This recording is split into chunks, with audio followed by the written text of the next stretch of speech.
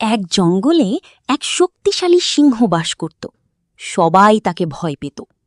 একদিন সে গর্জন করতে করতে ঘুরছিল। তখন একটি ছোট্ট মৌমাছি তার সামনে এলো। সিংহ হেসে বলল, তুই এত ছোট, আমার সামনে দাঁড়াস কেন? মৌমাছি বলল, ছোট বলে কাউকে হালকা ভাবা ঠিক না।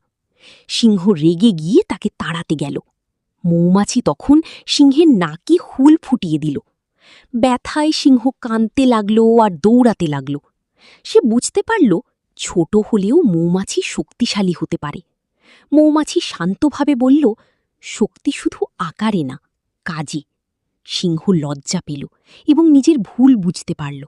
সে মৌমাছির কাছে ক্ষমা চাইল। মৌমাছি তাকে ক্ষমা করে দিল। তারপর থেকে সিংহ আর কাউকে ছোট করে দেখত না। জঙ্গলের সবাই এই ঘটনা থেকে শিক্ষা নিল।